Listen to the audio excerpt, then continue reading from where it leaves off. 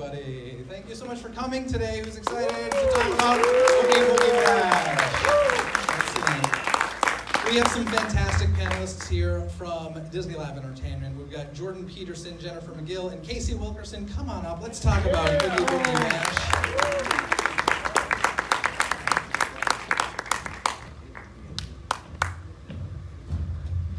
Grab a seat and, okay, Jordan's in the middle. You were fighting for that one, I thought. Check. Okay.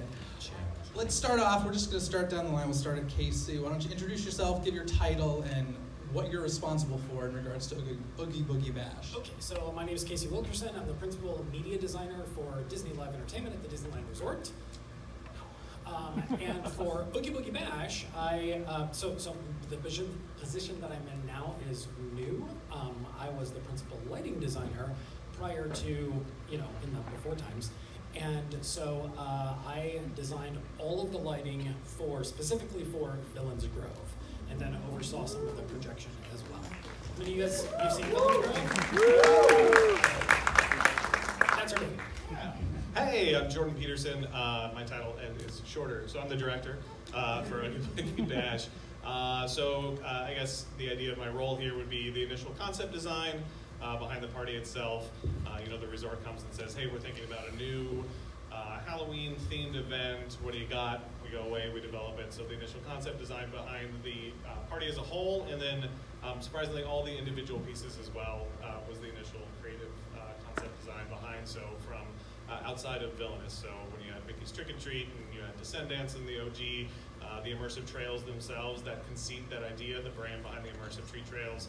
Billings Grove was our baby from the beginning, and then the parade, and when it opened with World of Color, those two were not mine. But yeah, that's kind of what I do overall, and then she pays for it. Hi, I'm Jennifer. I'm the mean one. I'm the one that says that we don't have enough money or time for that. Right. No, I am a senior producer at Disneyland Resort for Entertainment. Worked with these guys on Oogie Boogie Bash and all the different elements for that production, as well as World of Color is my second child, and a number of things at Hyperion, special events, and that kind of good stuff. Excellent. Well, welcome. Thank you for being here. Over the years, Disneyland Resort has had quite a few Halloween parties. We've had Mickey's Halloween Treat, we've had Mickey's Trick or Treat, we've had Mickey's Halloween Party, and they were hopping kind of between Disneyland, Disney California Adventure. Now, I think that what the public thinks is that we got Oogie Boogie Bash at Disney California Adventure because Star Wars Galaxy's Edge opened in 2019. Is that true or false? I can say that wasn't even a tough question. I know, and they're going to just throw it to me. I'm going to say we are always looking to balance the experiences that we offer within the resort. So you could look at it that way. You could also look at that Oogie Boogie Bash scales a little bit older than Mickey's Trick and Treat did. While we have stuff for the little ones and the families, we also have stuff for older and the young at heart. So I think that there was more opportunity to do that at Disney California Adventure, and also give bandwidth to Galaxy's Edge for that park to stay open, because of course Oogie Boogie Bash is a private party experience, so we have to close the resort to regular day guests. So it's always a balancing act. And this is the first time that the party, really the icon isn't Mickey Mouse. It's Oogie Boogie. So Jordan, was that your responsibility? Yeah, for sure. So one of the big things when we sat down to holistically kind of design and think about the story that we wanted to tell, we knew we wanted to skew, and not to eliminate the bottom of the age range, right? The idea wasn't like, no more kids, but we wanted to increase the age range. We know that as trending, as children are becoming a little bit more sophisticated in what they digest, I would say it is, in terms of the media that they have, we could kind of sneak that age range forward a little bit. When we sat down and we thought about how to design it, we always start with story. So we thought about how and why we could take that party from Mickey, and who would take that party from Mickey, because Mickey's, Mickey Mouse, who would steal something.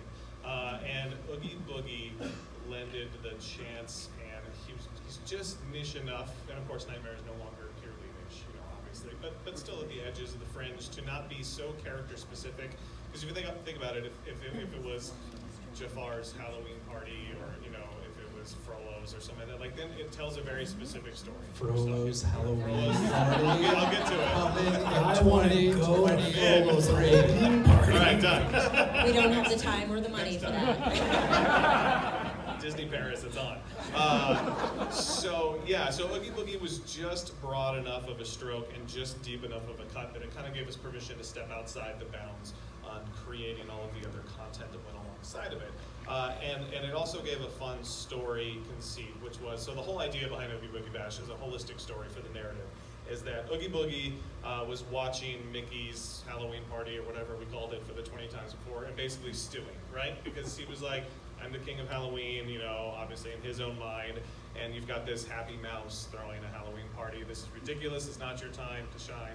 Sit down. So what he actually did is he decided to steal the party itself. So he cast, that's when you see the spell has been cast, he cast a spell to steal the party away and host it there at California Adventure. And then he wanted to invite all of the different villains from their worlds into ours. And so that spell, what it did is it actually summoned chunks of their world into ours through the ground. So realistically, if you look at each of the immersive trails, most of them it looks like something is bursting kind of out of the ground. Or the conceit, if you look at the edges of the platforms, they're all broken.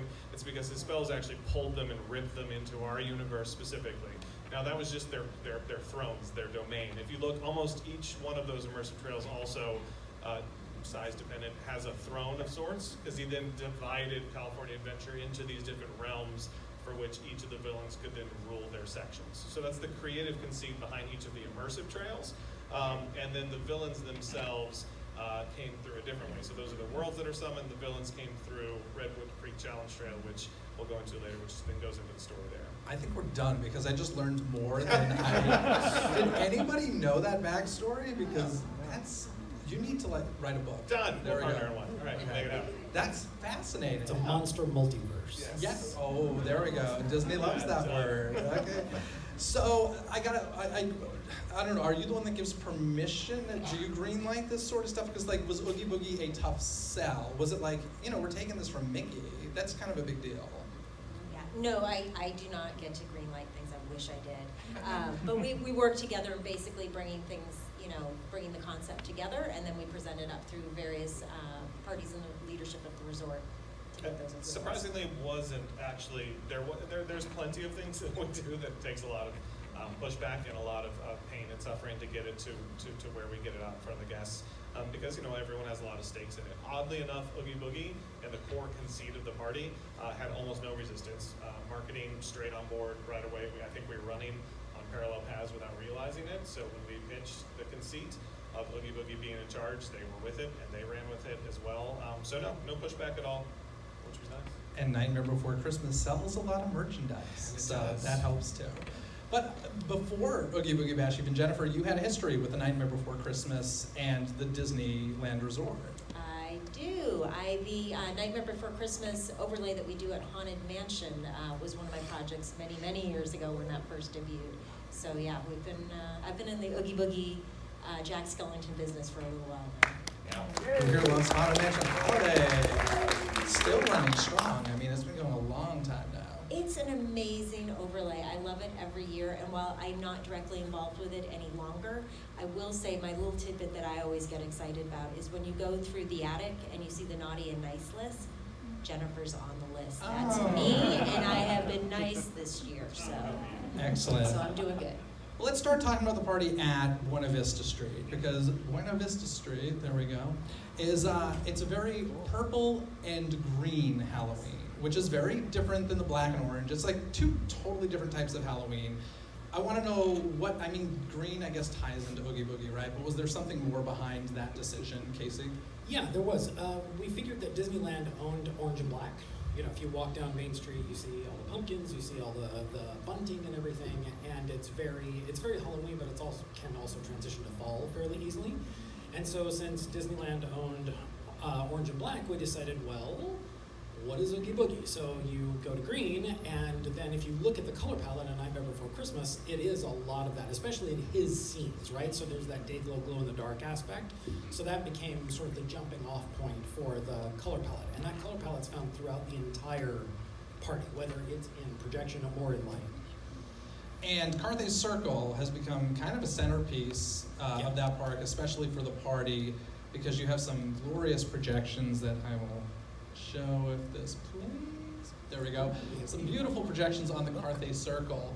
And I'm kind of curious, like, first of all, how many projectors is that? To make it, I'm so impressed with how seamless map projection is these days. Like, Yes. It looks like it's one projector, right? But clearly it's not. That's two. That's Yeah. only two. Two from an oblique angle, actually, which is really weird because we have to get around palm trees and Oh.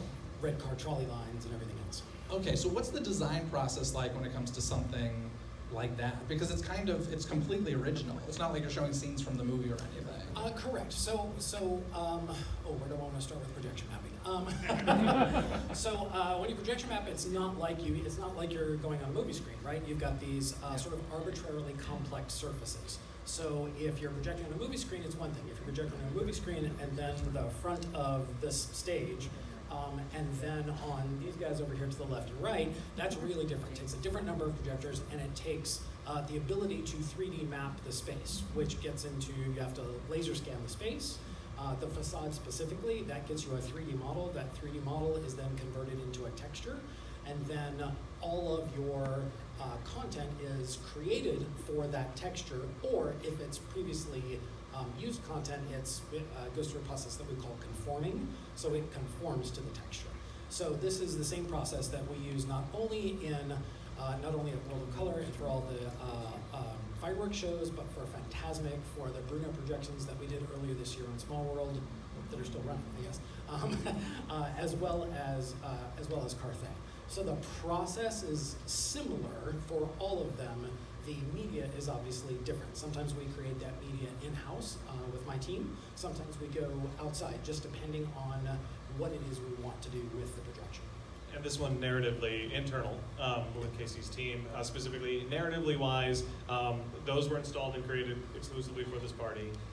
The idea being that very rarely with projection mapping do you get a blank canvas. If you picture Main Street, right, and that's the opposite of color tones shift all throughout. There's different angles. Carthay just begged for something to be projected on, which was really nice.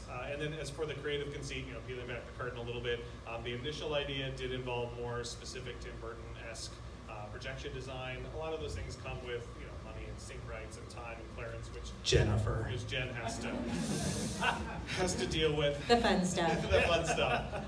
And then when we decided to pivot away from that, we wanted to creatively, we just wanted something fun every 15 minutes that would be sweet and simple, especially for kids to appreciate. Nothing too dark and too intense. So that's why we just went with just fun scenes. What would it look like if Halloween just kind of went chaotic all over the building? And sorry, just to add on to that, one other aspect that you may not think about is those projectors, while we have them out there, we want them to be hidden. We want to hide the magic. So they're actually on lifts so that they can come up, so they can hide away during the day, and they can come out when we need to at night. Which is when I, as the creative, say, wait, I had insert money here, and they say, no, but you spent half of that hiding them. So Very true. And that area particularly is very difficult to keep in focus, so it's interesting that you made the comment about how seamless it is, because the lifts are so tall, they sway in the wind. So the projectors are moving constantly and not together, because they're on two very separate rooftops. Yeah, our technical team, I will say that they are so diligent and they're so passionate about keeping it looking seamless, so I just want to throw hats off to them because they do a great job day after day.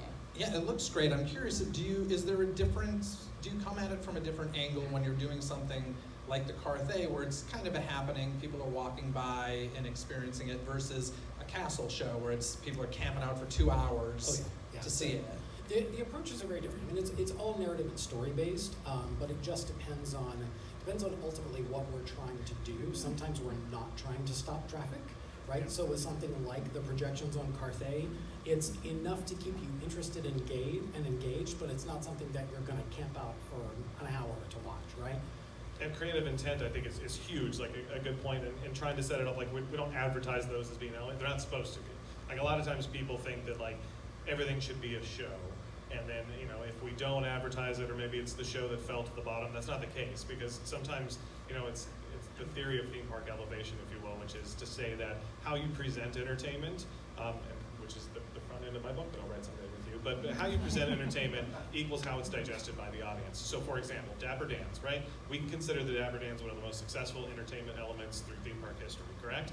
But if we were to take the Dapper Dans, pick them up and drop them into the center of the Hyperion Theater and run the exact same show, everyone in here within like 3 minutes would be like, oh, and like get up and leave. Like it would feel underwhelming because it was presented in the wrong way. So a lot of times like what we work with is making sure marketing isn't advertising something as like, come see the, because it's not always supposed to be come see the.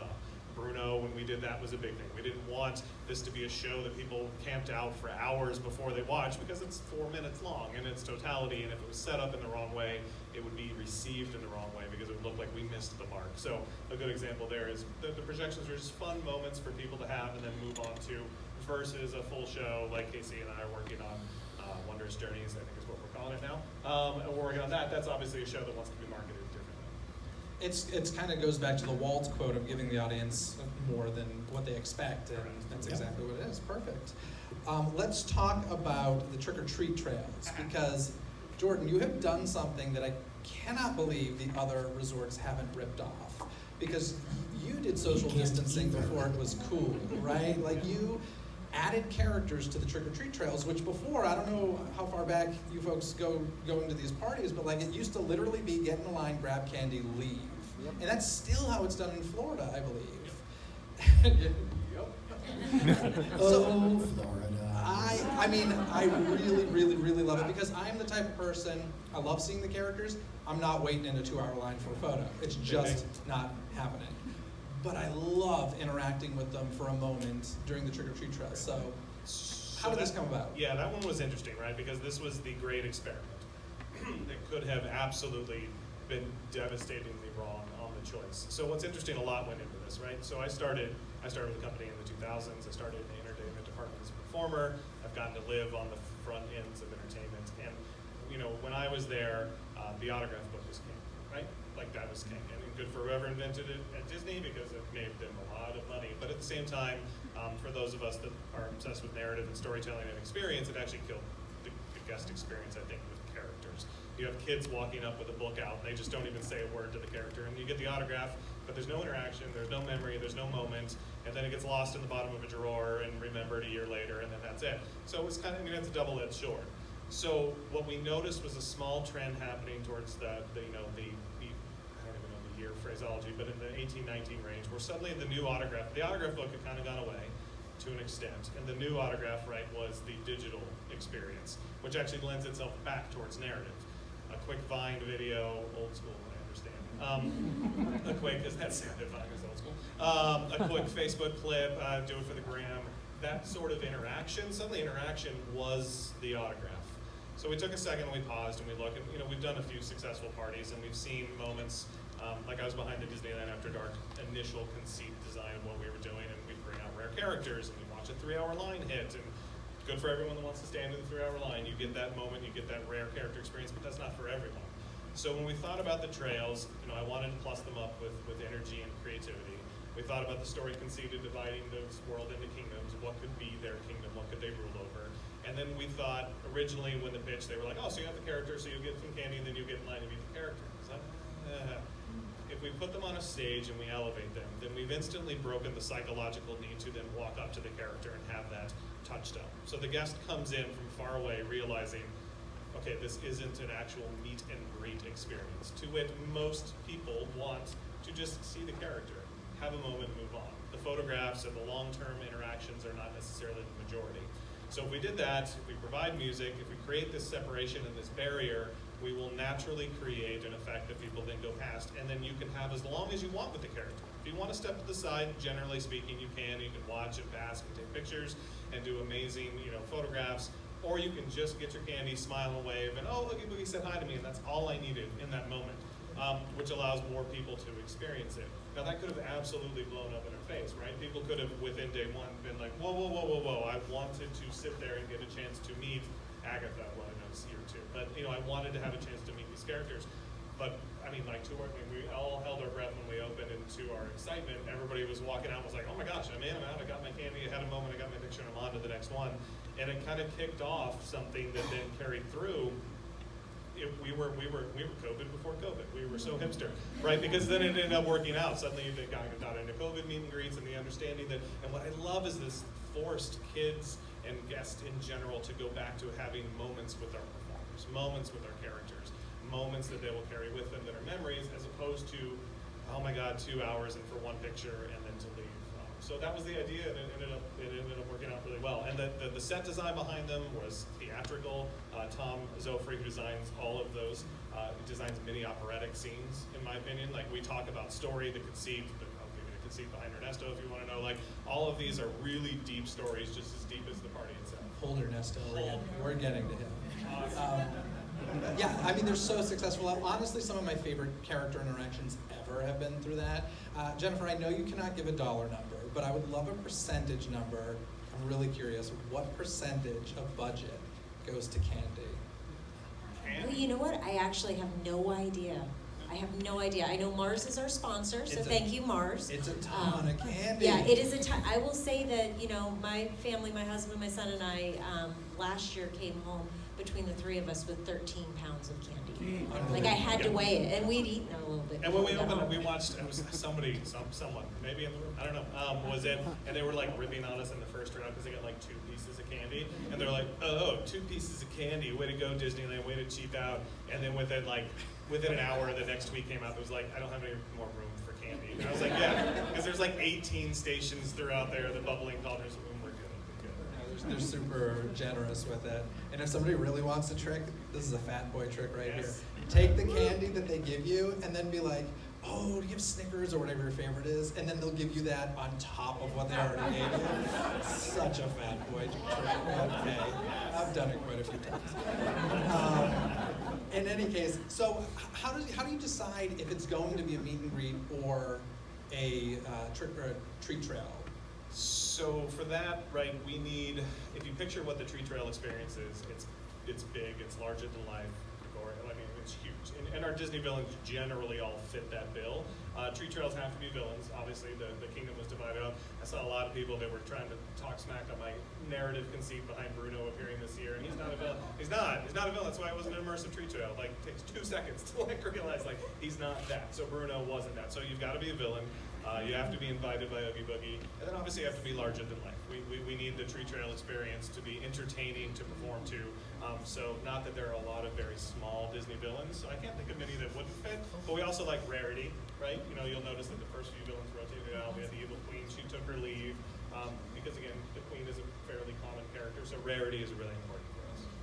Let's take a look at a few of the characters we got here while we chat.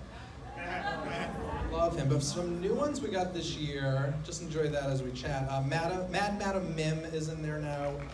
We got Mother Gothel, Bruno, as you mentioned. We got not a treat trail, but I'm just saying in general the characters at the event. Bruno's new this year. We got 3 classic characters dressed as the Sanderson Sisters from Hocus Pocus. We've got some Kingdom Hearts characters. I'm skipping the big one for a moment.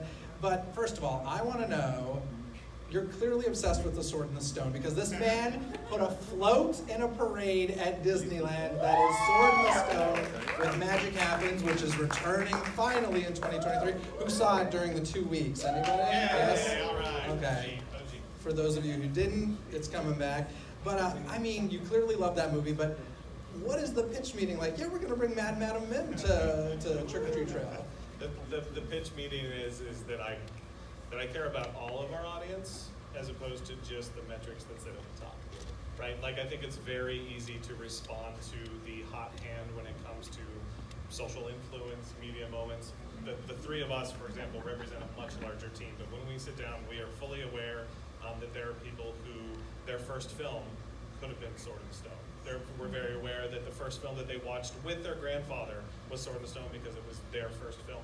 To just go after the now is to ignore the legacy that we build on, especially Walt's vision, but then to also stop and pause and what's safe is the opposite of what he wanted as well. So we're always trying to balance out a little bit of something. So if you looked at this year, for example, right, you have Mother Gothel, who sits in, it's very weird to say, but a classic Disney story, because it still seems new to me. It's not.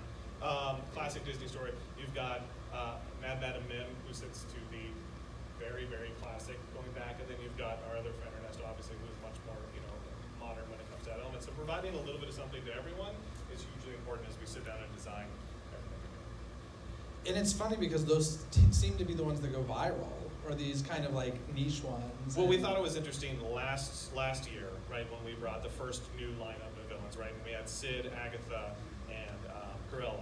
What was interesting was each one dominated a different segment of the social world. It was fascinating. If you went by Cruella, Instagram queen. Like, she photographs so well. She's a diva in her own right and all that, but the set reads well, the lighting reads well, everything about it is just this photography moment. When you went to the idea of like Twitter and quippy aspect, Agatha ruled the day, right? She was the hot hand coming off of that show. She was the most viral element, unexpected, people didn't see that coming.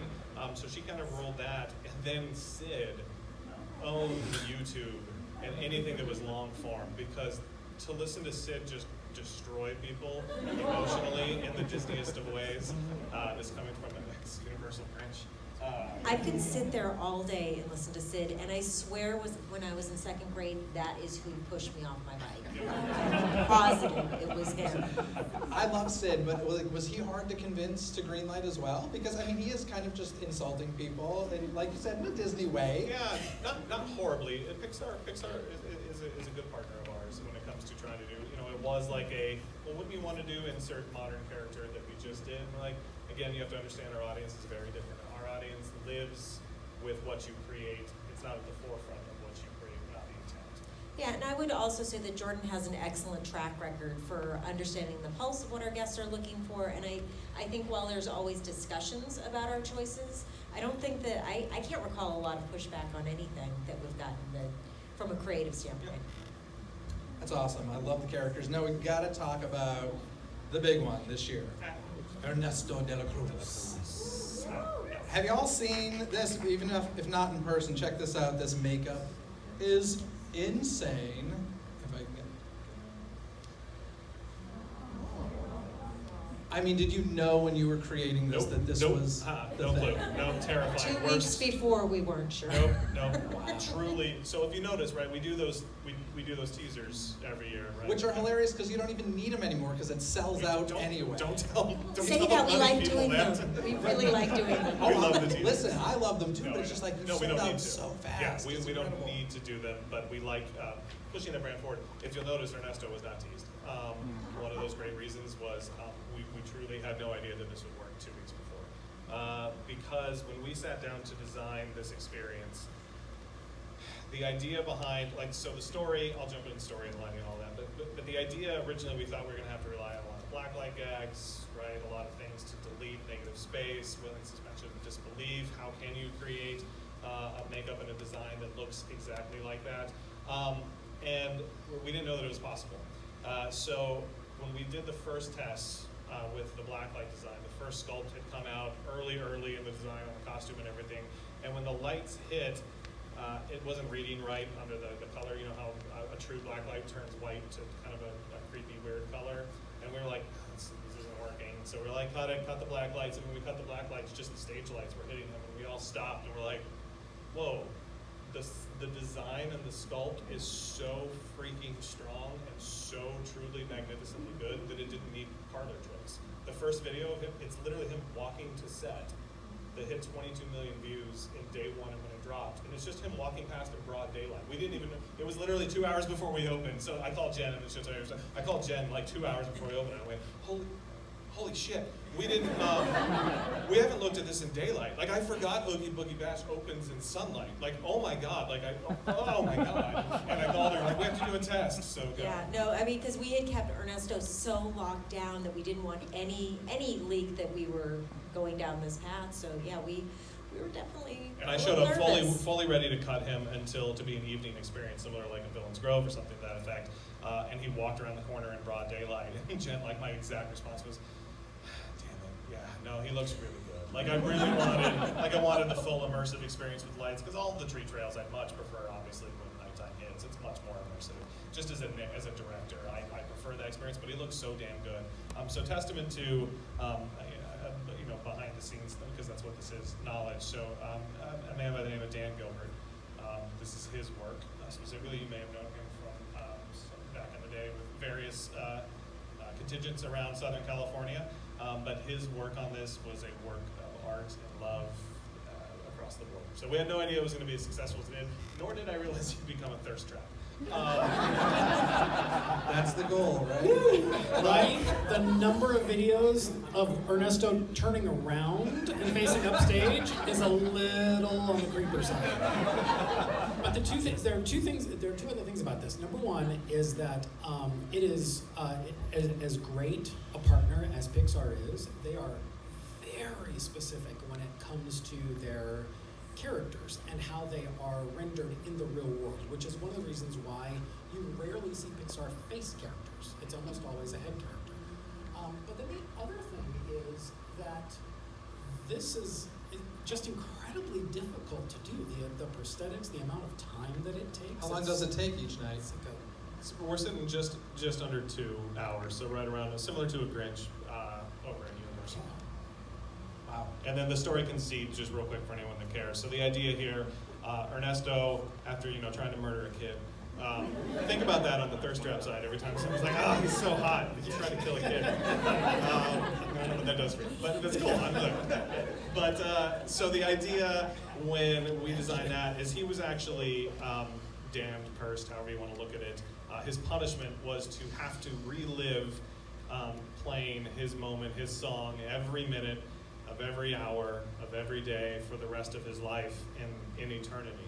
And he's so damn arrogant, he didn't realize that was a punishment. He gets to perform his song every minute of every day of every year for eternity, because that's exactly how full of himself he is. So what's fun is Tom, when he designed the set design, if you pay attention to it, you'll see that the roses have started to die as true fans have faded out, right? The white roses at various stages of decay. You'll see he's surrounded by his marble statues. If you go up and look close, they're cracking throughout. There's little bits that have started to crumble off. So the facade of Ernesto De La Cruz is completely falling apart around him. But again, he has absolutely no idea that it's happening. All he knows is that his adoring fans are still there, and that is all that he cares about. Even his song has taken on this haunting minor melody key and been reinvented, and again, he's just completely unaware because he's Ernesto De La Cruz. I love it. We've gotten some great characters, some shocking characters through the year. Are there any that, let's go down the line, that you would like to see, any villains you would like to see brought to Oogie Boogie Bash, and any that were pitched and not allowed? We still have next year to do, so this is gonna be, I don't know that we want to. Were there any that were pitched that were just like, no, it's not going to work for one We reason? actually haven't. I don't think we've brought anything forward where it was like a hard no to a character. Disney's been, wonderful. The partners and the different studios have been wonderful. And we have, go ahead. Yeah, I was gonna say I have my deep cut request, which I know we'll never Yeah, actually you get can to pitch do. that one because I'm not doing it. I want to do Doc Hopper from the Why Muppet would you movie, say right? no to that, Why would Jordan? he say no to the Muppets? Because I got like 6 in a row. I love the Muppets. I did Muppets Christmas Caroling Coach. I love the Muppets. See? Dude, we need Hopper. at least the food stand with the giant frog Right. legs. There you go. That would be good. Oh, I like that. my gosh. I just wish Honey, I Shrunk the Kids had a villain, because I'd be like, bring that in. Right? So next year we have started discussions for next year, Not Doc. and not Doc. Oh, man. So you can print that. Jennifer, just take some money away and be like, Well, but one of the things we have talked about is, as culture has changed, as Disney filmmaking has changed, it gets harder and harder to find villains. Yes. So who's going dressed up as family dysfunction? Family from Encanto dysfunction. next week? Mother issues, anyone? Good. 'Cause well, the villain from Turning that's the Red. weirdest thing, though. Like, they just announced there may potentially, perhaps, be a Villain's Land at Magic Kingdom coming. And I'm like, you guys don't make villains anymore. What are you doing? Yeah. Like, I love it, but... I'll be curious to see if we get back into the business of villains. Me too. I mean, I think, and again, luckily, so we tell stories of storytellers, right? Like that's our conceit, right? Because we don't drive original content generally. So we're eagerly awaiting, just like everyone else, to say like, what's the next thing that we can take and run with?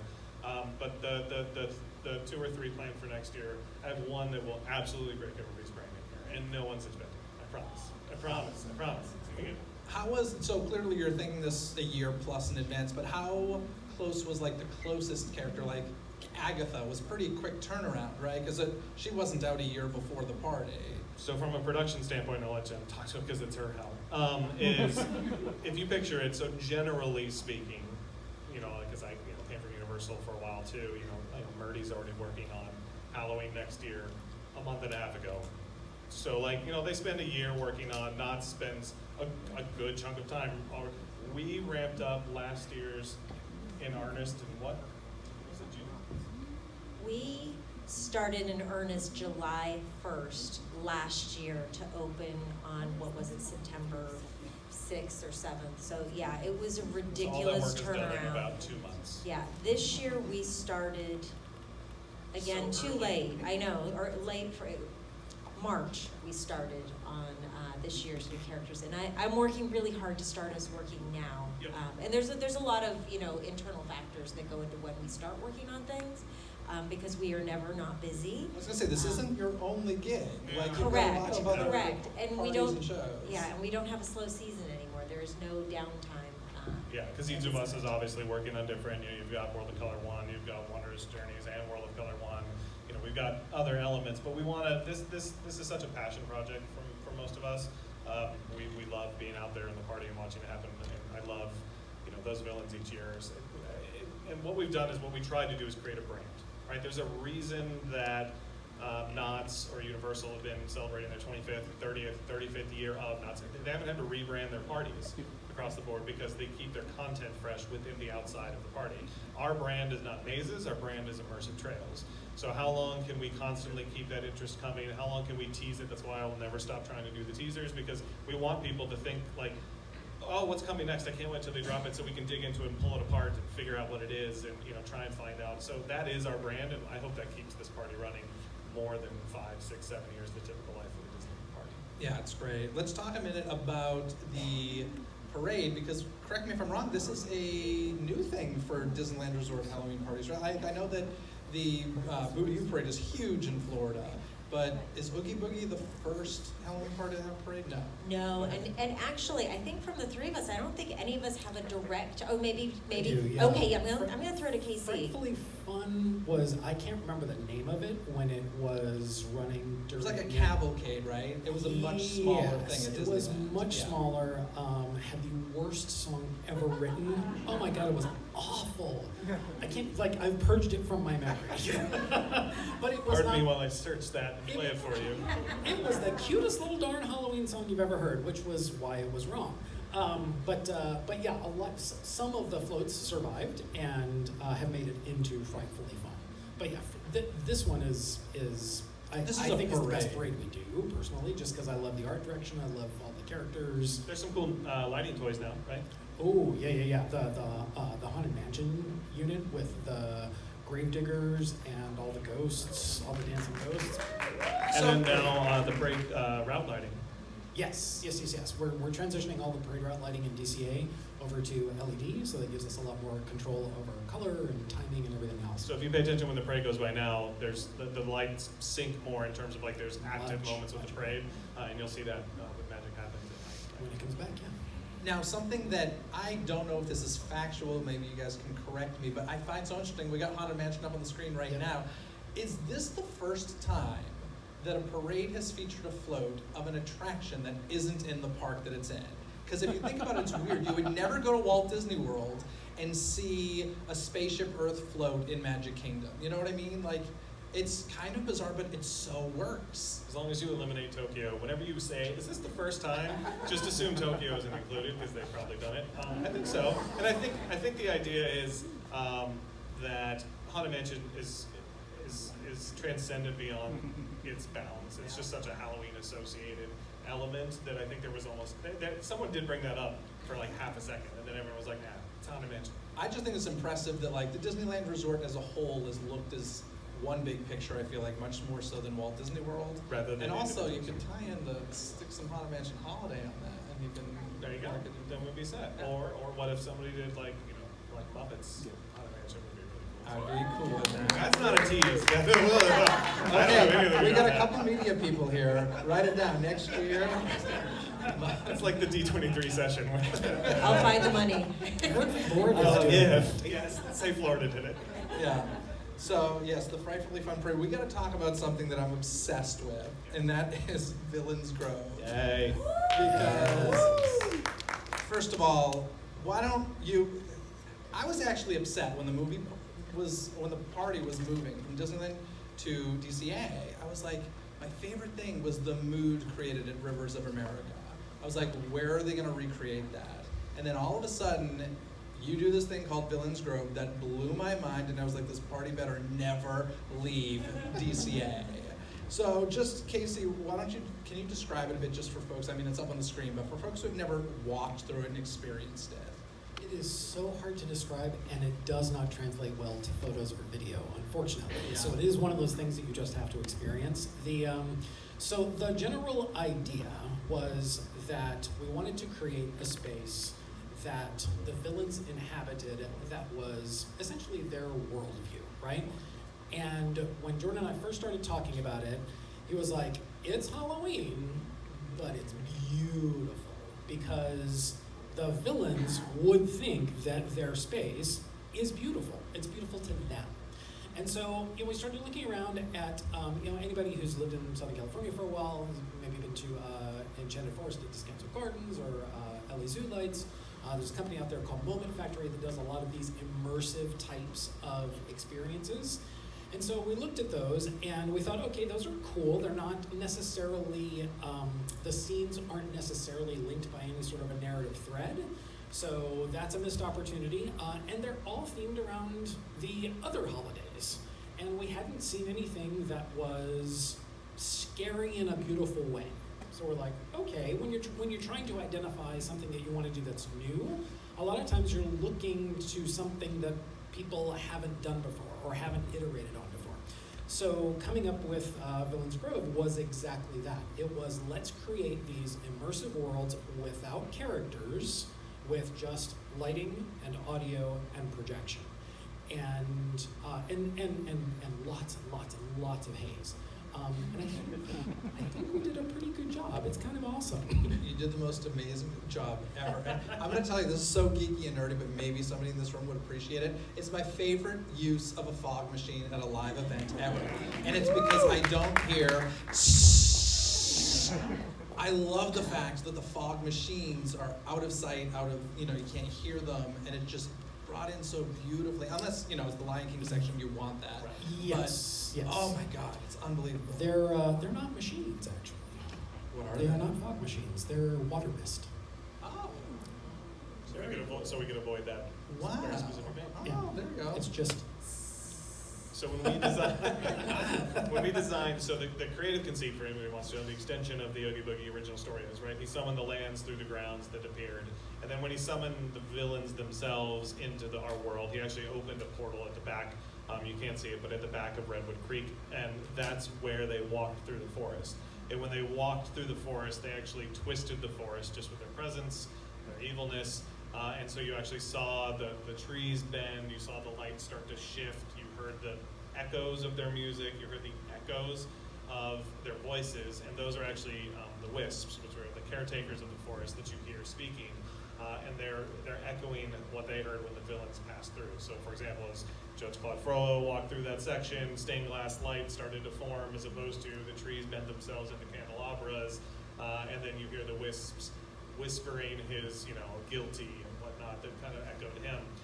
So that's the creative conceit behind, and then when you head in, you're getting lulled into a nightmare. Basically, is the idea. You walk through that opening tree, and you're taken into this nightmare. You're walking throughout, and towards the end, at the end of the forest, the Wisps, they're watching you the whole time. If you pay attention, the Wisps pop up and they're projected all throughout. As you get through the lightning forest, they've decided you've had enough. They bring you safely into their glade, which is their home. They live in that log where you see that's the portal to their world. You're seeing refractions of their light everywhere around there. And then they wake you from your dream, which is why we call that last scene the resolution of dawn. Are we walking to heaven? What's going on? We are. No, thank you. Right? No, so that is inspired by the Ave Maria scene, specifically from Fantasia. Right? One of the gags that I'd love to do someday that we tried to do, but we just couldn't pull off the amount of time and money that we have, was you were actually going to see the monks. You were going to see the monks of the Abbey in their shadows walking alongside you through the trunks. But the idea there is that you are, a lot of people have taken it as stepping through heaven. For us, it's waking up from this nightmare and waking up into your perfect world is the idea. Who here hasn't experienced it in person? Anybody? Because, oh, gosh. It's really cathartic. It's interesting. The reason we tried not to touch the narrative too heavily throughout that, because you kind of get to experience your own story. Everybody takes a little bit different away from them at the end. I've seen plenty of people come through the fog at the end just like full on tears streaming because it has that heaven effect, which is the idea. It's like a spiritual experience, and I'm like not saying that lightly. It really blew my mind. And we did have to fight, when you talk about, this is one we did have to fight very strongly on, because on two factors. We had one camp that absolutely wanted characters in the experience, and there are still plenty of guests that do give feedback and say it'd be better if there are characters, and it's one of those times where you have to say, agree to disagree. I believe that the experience is intended to be internal as opposed to external. We throw tons of characters at you, we throw tons of candy at you. This is a moment of quiet introspection inside of a theme park, which is one of the rarest things you'll ever find inside of a theme park.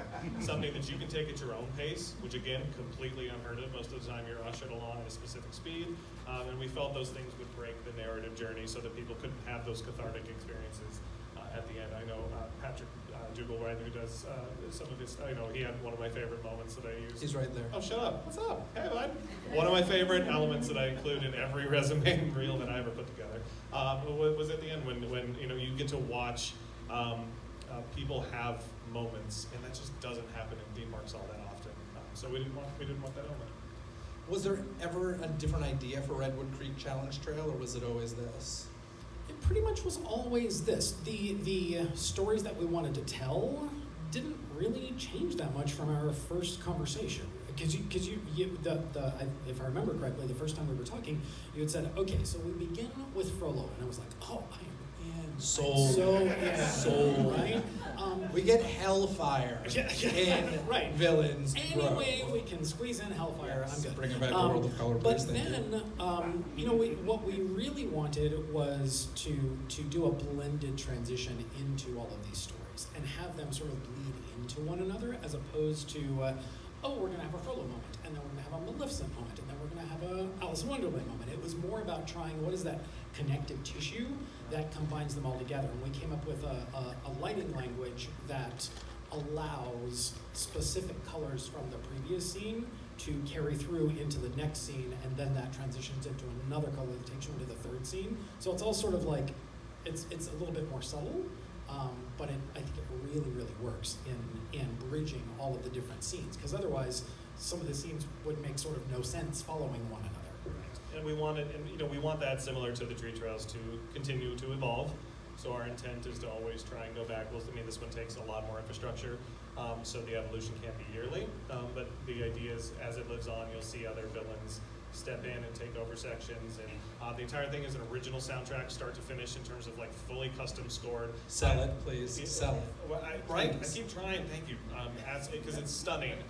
Chaim Azar, you'll hear Tori Letzler is the voice that you hear, that ethereal female singer at the end that you hear. She comes to us from Cirque du Soleil. She's an amazing composer in and of her own rights. It was an act of love from all of us, and to prove how deep, because this is my moment. There was one night they decided, Jen got this call from me, breaking down. They decided they wanted to add candy to the trail. At the exit, when you're going to heaven. Literally. Well, I think candy's okay. I mean, that's a pretty nice well. Fair point. So they had a treat cart placed there, and I went out immediately to watch, and I literally called Jen Magil, and then I called the vice president of the park in literal tears, because it devastated the experience. Because they were like, get your bags out, have your bags ready for candy, through the fog, while people are trying to have this experience. And everything that we create, this team, I can tell you personally, is very personal to us. We've never phoned one thing in. This is our art. This is our joy. And to have that moment torn down, it was horrifying. So I called her crying. I called the vice president. I was like, please, God, take the candy out. Hand it all over to my friend here. And then they got rid of it within about 40 minutes. So that was good. Yeah, and I will say that to our leadership's credit, they were like, we just want to try, and it's hard to fight with, we just want to try. But we let them try, and they quickly said, yeah, we're wrong. All right, well, as you get ready to add new characters in there, I'm excited to see the Sanderson Sisters, is all I have to say. So, make that happen. I give you overlays. They're cute. Let's add the Sanderson Okay, all right, Sisters done. to All right. that. The dog hopper. Before we move, before we move on from Billings Grove, I want you to tell the story about an email you got. Yeah, so as Jordan said, we are all very, very passionate about what we do, and we're very proud of what we do. But sometimes you can get a little disconnected and understand the level that sometimes it resonates. And one of the things from the very first year that always stuck with me was we got an email about a month into the run. And it was from, I think it was actually a cast member who generally goes to Disney events with their visually impaired friend. And they will go and they will describe everything to this friend of theirs. And they got to Billings Grove, and the friend started, as he always did, describing things. And his friend just basically put his arm on his shoulder and said, "Stop, I can see this." And it gives me chills every single time to know that, like, he was able to see and feel and experience everything that we created through his own lens, and it was still just as impactful. And that one always hits me, that, you know, we don't always know who we're creating this experience for, but to know that it can work on so many different levels is just, it's valuable.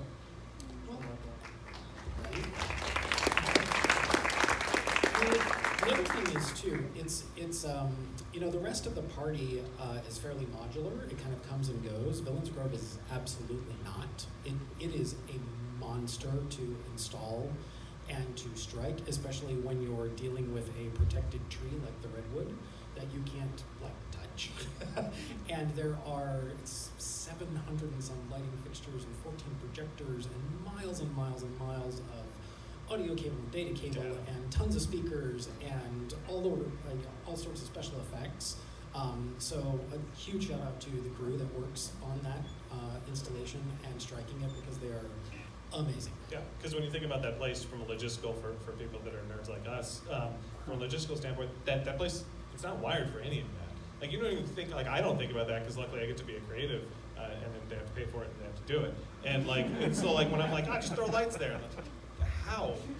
Like, where are you gonna plug it in, Jordan? I was like, is there not a plug behind that tree? Like, what? So when you think about it, that whole area, that has nothing. They literally had to trench and dig and create server lines and not touch the roots of Redwood for months. I think it was like 3-4 months to like get the initial out. The first year we started in May, and when they talk about digging and trenching, sometimes it's literally with a spoon, because you have to be so delicate. So we had to be really good partners with not only horticulture that, you know, protects and speaks for the trees out there, but also our WDI partners that were very protective of the look of how things look during the daytime. So we were blessed by the fact that Tom Zofrey, our scenic designer, his son happens to work in the national parks. So all of the theming of the covers and the boxes, they look like, they're legit. And that's another thing you don't think about, right, is a big chunk of budget going towards how do you can't just put a projector where Disney,